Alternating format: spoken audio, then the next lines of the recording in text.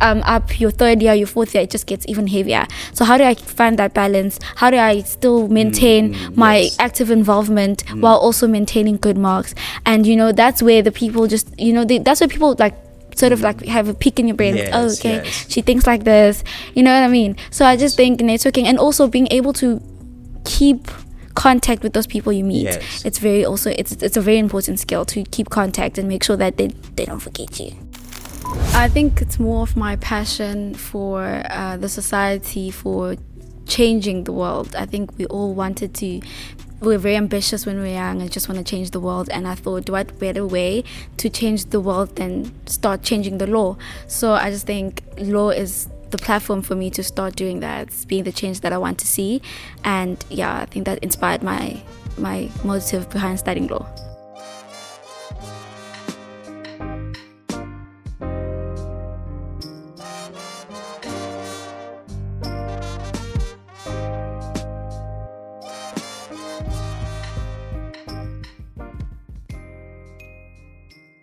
Greetings and welcome at Edu-Knowledge Exchange Podcast. We bring you in studio today Thando Nkabide, a Stellenbosch University student currently pursuing Bachelor of Laws here at Edu-Knowledge Exchange Podcast to shape us with her academic experience. Thank you very much for your presence at Edu-Knowledge Exchange Podcast. Hi, and thank you for inviting me. Thank you. You are currently pursuing Bachelor of Laws. What is the motive behind the persuasion of your career? I think it's more of my passion for the society, for changing the world. I think we're very ambitious when we're young and just want to change the world. And I thought, what better way to change the world than start changing the law? So I just think law is the platform for me to start doing that, being the change that I want to see.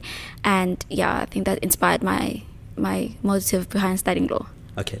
Your desire to be involved in country's development to bring about fairness, I believe, in law.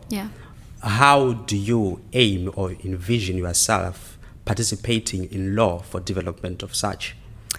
Because I have the privilege of attending the prestigious University of Stellenbosch, we've been exposed to so many programs like the Ubuntu program, where people go and like learn a lot of things with like inmates.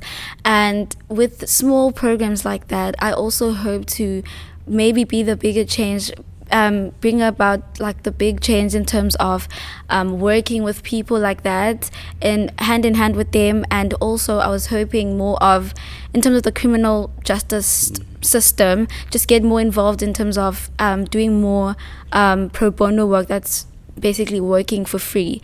And we know that South Africa has a lot of inequality, and I do believe, from what I've learned in classes from my lecturers, is that there's so much that needs to be done. And I just think the best way to start is the criminal justice system and do more free work, because people can't afford, not everyone has access to legal work. So I just think that's where it starts, giving them the platform and making them realize that their rights also matter. That's so nice. It's so inspiring, encourages and motivating. Thank you. You mentioned that you are actively participating in various leadership programs. How do those programs expose your knowledge of law, that you practice it within the field of your study in the working environment? Because I'm still a student and I haven't yet, having much exposure in terms of the practical work of law. So mostly now it's just theory-based work, and I'm in third year. So the more practical stuff will probably start next year. But so far, in terms of my involvement with academic programs and leadership programs, is like the consulting society. I wanted to venture out to something beyond law, and just see how can I merge the two, departments, if you could put it like that. And just how can I take from consulting and apply it to law? And I think the best way is, when you go to these, when you participate in these things, you meet different people, and those same people that you meet can also put you in spaces that would benefit your career. So I just think my involvement in terms of my leadership skills and all of that is that you learn certain skills that you will apply later on in practice. Like I was a mentor in my residence, and I know that I know how to deal with certain people, and I know how to practice that when I start practicing the law. Yeah. Your involvement in these activities that enhance your knowledge of law and for social advocate. Yeah. The time that it is consumed, I believe that it is tantamount to that of academia. How do you then get to balance the tasks that you don't compromise these academics? Yes. I think, like any university student, when you go into university, you strive to have the perfect balance. I mean, you see on TV shows, like they do everything. Like how in high school I was able to do my academic work and still excel in that, and also be able to participate in all these other things like sports and, you know, societies. And I think that dynamic sort of changes when you come into university, and it's just this big world that doesn't work the same way that it used to work like in high school, and it can be very hard to like get that balance of, okay, I'm doing well in my academics, and okay, I'm also excelling in my extracurricular activities. And I think you need to be honest with yourself. It's subjective. What another person can do doesn't mean you necessarily mean you can't do. So you don't have it. So hence I believe we don't all have the same 24 hours, because someone else can be able to study law or maybe a BAc LLB and still be able to be part of the SRC, which is also very demanding, and still show up equally for both, So parts. So for an individual who is willing to participate in such activities that expose your thinking within in relation to law, how are they exposed to those who are willing to participate? I'm not entirely sure of the question. Like, in what sense? In the sense that they want to. That you find that someone is interested, they are not knowledgeable on how you get to participate in these activities. Therefore, you find that they have a strong willingness to find themselves within that particular space of being exposed to different perspectives of law.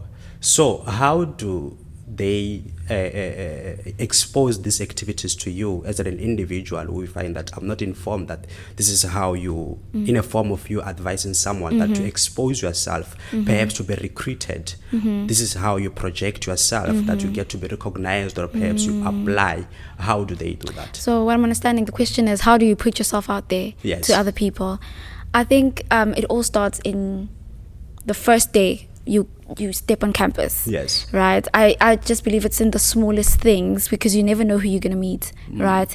There are moments where I've gotten to talk to people in situations where I just thought, oh, I actually never thought I would meet someone like this in such a space. Right? So you do. And in our university or faculty, there's so many law events, there's so many law programs, there's so many opportunities where you get to be exposed to a lot of different kinds of people, and that about certain projects that pique your interest. So I do think it's more so about putting yourself out there, less about self-doubt, or you're not entirely sure whether or not you have the proper expertise of it. With students, we hardly have expertise for anything, okay? So I just think it's just putting yourself out there. Just be willing to learn. You never stop learning. Even after you get your degree, you still learn. So I just think it's just putting yourself out there and be willing to learn from other people. Okay. I think that's where you get yourself to the next level of spaces, because networking is so important. I think it's very important. Okay. Yeah. From a personal perspective, transitioning from secondary school to higher education, what activities exposed your leadership skills that you got to recognize that upon my arrival within the higher education space, this is where I need to expose myself? Because I went to a boarding school, an all-girls boarding school, so my experiences from your typical high school experience might be different to your average South African teenager, right? So what I have gotten from my high school experience is that I had a lot of time. I had a lot of time to put a lot of effort into my academics, which I got the results of because I'm in Stellenbosch, and I also got more than enough time to participate in sports, in cultural activities, in student, involvement programs.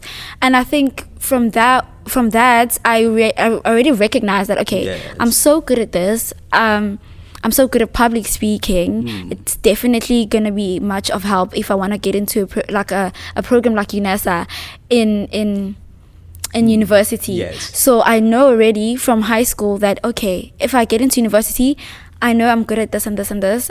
I'll probably want to enhance those skills.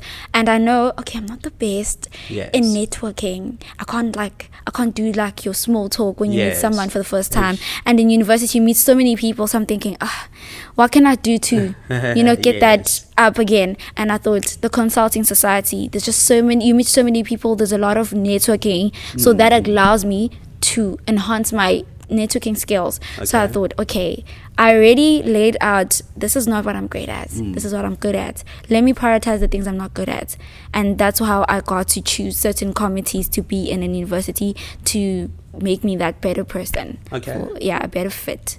That's good. That's good. You have mentioned networking. How has that championed your interest of pursuing Bachelor of Laws? Then see, the beauty in networking is that, especially within your field, I mean, it's great to network with different kinds of people because, not everyone you meet does law, right? But in terms of studying law and meeting different people and networking with them, I have, picked up a few tips, especially from people who are already practicing. I'm like, because when you're networking, the whole point is you ask questions, you try and take something from the other person. And I'm just like, okay, I'm going to approach this person. This person is already established. They're already practicing for this big company, one of the big five, and I want to get into that. How do I approach that person? How do I know, okay, this person, I'm going to ask these questions. Hopefully they remember me. Next time, if I come for an interview, maybe they can chalk that it's me. And it's the type of questions you ask. So networking is just it's about more of, okay, what can I learn from this person? It's more about learning than, especially with people who are like above you, like who are already practicing. I'm still a student, so I'm just more of, okay, I'll ask this question. Law has a lot of content. It's known for having heavy content. Should I ask maybe, how did you study your cases in when you're still in university? Did you spend a lot of time in the library? Or what's your approach like? Because, okay, cases are like this long document where you can get cases up to 80 pages. So did you prioritize your facts and then you went straight to the legal principle? How did that come about? And I know one of the people I talked to and met, and I was just like, okay, the content is a lot. As you go up your third year, your fourth year, it just gets even heavier. So how do I find that balance? How do I still maintain my active involvement while also maintaining good marks? And that's where the people just that's where people sort of have a peek in your brain. She thinks like this, you know what I mean? So I just think networking and also being able to keep contact with those people you meet, it's a very important skill to keep contact and make sure that they don't forget you, because they meet a lot of people. You mentioned that law is broad and it has a lot of content to cover. For yourself, how do you maneuver your academic demands? Okay, so I think, because I can never say, okay, this is what I do and this is going to stay like this. I'm going to just approach my modules this year like this, and I did that in first year and I did that in second year. It does change, unfortunately. That's just me, my personal perspective is that the amount of content I covered in first year was not as much, so my approach to studying obviously won't be as intense and hectic. And then come second year, I was also it alters, so I alter my learning techniques to fit the syllabus of that year. So second year got even heavier. Okay, that means more hours in the library, that means more hours of meeting up with people, asking more questions, more consulting with the lecturers, right? Third year comes, even heavier content. Same. Okay, I can't use the same strategy I used for second year because the content is different. How can I change it to alter now? it's one thing to complain because it's never going to change. I mean, yeah, sure, it's too much, but I need to learn it at the end of the day. So I'm just like, okay, this year I'm going to have to change it again. Yes. More hours. That means I have to sacrifice certain things that I'm more committed to. So I know I did a lot of work last year of having more committees and societies. This year, okay, we're gonna have to cut that a bit. Yes. And maybe lift with maybe 2 or 3, and then put more effort in my academics to make up for that time and the content. So I think that's how yeah. Your academic life sounds to be centered around applying maximum discipline and commitment for an individual who is willing to be within the space of field of law. How will you be in a position to advise that particular individual to sustain themselves practically, that they maintain the same standards which you have? So can you please repeat the question? So what you're asking is, how would I advise the other person? Yes. In terms of? For an individual who is willing to be in the same position as you, be actively involved in various department or leadership program while pursuing Bachelor of Laws. How do you then advise that particular individual to apply maximum discipline and commitment tantamount to how you have carried it out? The word discipline, right? Yes. It's so hard to maintain discipline. And I think it's not something you master immediately. It's not something I mastered in first year. In fact, I think more so I started being disciplined properly probably last year, second semester. Yes. When things start getting a bit real, when you get a reality check and you're just I'm not sure about this. Yes. I'm a bit too relaxed. Yes. So I just think, in terms of discipline, it starts, I think it's way better. They usually say this, they tell this to first years because they told this to us. They're like, I think the best way to approach law is to study a bit of something every day. And I thought, I listened to her, she's joking. Yes. There's no way study something every day. No way. It's not simple. There's no ways. And then as I'm growing, I'm growing up, even in my career, my university career, I realized that, okay, she was right. Because now the content is more, right? Yes. So I can't do maybe what I did in first year, maybe start studying 2 weeks before. Now I'm going to have to, I'm in third year. It's a bit of something every day. So that discipline, I think, and I always live by this: suffer now, enjoy later. So I'd rather just suffer now. Let me just buckle up. Yes. Push, lock in, and I just know that at the end of the day, at the end of the year, I will get everything I've worked for. I will reap what I sow. So I just think it's more so it's about you. What do you want? It's also the motivation behind it. Okay, I want to do this. I want to change the world. I want to work for this big law firm, and I know that their requirements are yes, quite insane. So I was like, okay, I need to get this mark. Yes. So I don't have time to play. Yes. So it's really it's also just about reminding yourself why you're doing it. So part of that, with your involvement and participation in various programs and academia as well, when these two collide and become so essential to attend to, how do you prioritize that? At the end of the day, academic matters. You are here to study. At the end of the day, you're just here to get your degree. Yes. So, and your degree is your marks because you're studying every day to write exams and pass, right? So as much as they can say, this is just me because I don't want to stand to be corrected, but I just think you can do it all. You're a good debater, and it's not you, by the way. You don't have to study law if you're just good at debating. Yes. You can be a good debater. You can be so good at public speaking. You can be amazing. You can be so good at small talk and networking. You can be so good with people. But at the end of the day, it won't be profitable. It won't be you won't be a lawyer just because you're good at public speaking. At the end of the day, it's your academics. It's what you came here for in the first place. The others are just a cherry on top, like a bonus, just to make you like a better Yes. candidate when they're interviewing you. Like what makes you so different from the others, because they also have Yes. great marks. Yes. So the marks get you there. That's your starting point. That's where you get in. Then the rest, I think, then the other stuff can carry you. Yeah. Yes. Yeah. You know, to further demonstrate on the exercising of law, that there's a misconception about that I'm a good debater, I can engage freely, so therefore I am a lawyer. You know, when you go home, you say, I'm studying law, they assume that you are a lawyer automatically. Yeah. How can you clear that to our audience?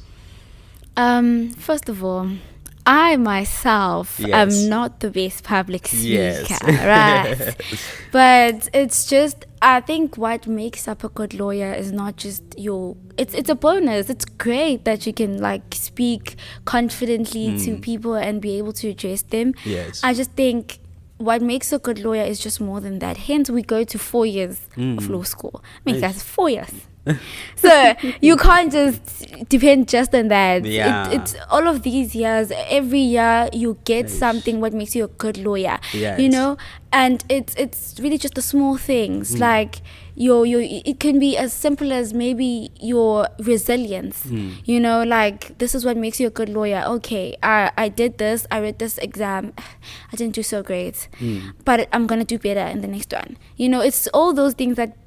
The small pieces of the puzzle that bring up this good lawyer, you know, your humility, you know, your motivation behind it, your passion for the law, for the people of South Africa.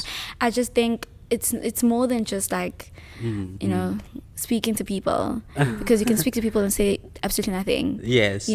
So you get it throughout the years. You get it. It makes sense at the end. Now it just feels like torture, but like at the end, it clocks. Okay, I see. Yeah. You know, I strongly believe that the knowledge that we have shared would clear that misconception in relation to that. You know, your activism through demonstration of actively participating in leadership programs where it centers around social justice. What is the motive behind your advocacy for social justice? As I've mentioned in the first question, that my motive behind social justice is just mainly the love I have for giving back, the love I have for the country. Yes. And I mean, I wouldn't be studying your guys' constitution if I didn't love y'all. I mean, so it's more centered around people. I'm very passionate about, you know, giving back, about just helping better the country. Like I genuinely want to see the country do better. So that's why and I chose to do it in a different route, right? Somebody else would also be passionate and want to, you know, change the world, and they would study economics, right? So they want to get into the economic side of change it via that route. So I chose to just start with the foundation, which is the law, and also considering, you know, the history we have of South Africa, it's just even more motivation, just as I just need to do this. Like, it's something I really want to do. Beautiful. And how has the knowledge gained within the law field contributed to your personal development? Right. You are definitely going to get more confident, not arrogant, confident. So you're just gonna realize as you grow in your career that, okay, I'm good with this, and you more inclined to, you know, to sway the other way. You want to be more, you already notice that, okay, I'm good with family law. I'm just gonna stick with this. You know, I just think you get more confidence, definitely, because I mean, what's a good lawyer without confidence? You definitely, now the public speaking comes in. You are more confident. When you're confident, you're able to address people properly. You're more comfortable with talking to people, and you just learn so much. Heavy content. You know how to be organized. Now you can tackle big tasks. So now you can already I already know that if I start my articles and they give me like a big task, I know how to frame it. I know how to work around it because I'm already used to so much content, right? It's nothing new. So now it's the smallest things that you get from the degree, man. It's the organizational skills, the people skills, the teamwork. We do a lot of group work. So already from there on, I already know, okay, I did this with these people. Our group is done, but I don't have to stop speaking to them. So that's how you know already that networking comes in. You're already maintaining those relationships with those people. And you know that later on in life, they might just be your colleagues. Exactly. Yeah. The knowledge is so incredible. Thank you. Our audience, as we continue to engage with Thando Nkabide, a Bachelor of Law student at Stellenbosch University, we encourage you to like, subscribe, and share our channel. Ms. Thando, from the program which you are actively participating from, of which is equipping you with knowledge and resources to enhance your skills in law? That would be Responsa Meridiana. That's our law journal with UCT. So it's Stellenbosch and the UCT chapter. And that's where I'm an editor too. Yes. So basically we just... we have articles where we edit those articles, make sure they're up to the standard that's required with the, the requirements of the South African, the journals. And that's your referencing, that's your spacing, that's your technical stuff in terms of, legal writing. So that's what we do. We're working with UCT, some incredible people we're working with, and it's also a space where you get to not only apply your legal knowledge, but it's a good space to just also like take something from it. Because I know I had a group task and everyone was just like, oh, but like guys, who can help with like referencing? And you're like, oh, I already do that, but I can try and help. It's also like a good space that allows you to. It's very good in terms of when we have academic writing and I have essays too, and I just know that, okay, I have already a background with editing and writing, so that also is very beneficial. With such an opportunity of being an editor of journal laws, how do you think that your participation in that or the exposure to that prepare you or equip you enough for after completion of Bachelor of Laws? I think it's something very good. It doesn't just look good on the CV or LinkedIn. I think when you think about the type of work we do, like it's not as hectic, but it's just it's still something in terms of legal writing. So I know that if I ever want to venture into civil law in terms of your writings, lawsuits and stuff, and I know already that, okay, I have this background of writing. I'm ready. I mean, that's a different avenue in terms of they have their own set requirements. But it's very good practice. It's something that you can carry on with even after you're done. Because I can also choose to be an academic writer, and just choose to write law journals, apart from being practicing law. So I just think it's just a good peep into what law is. You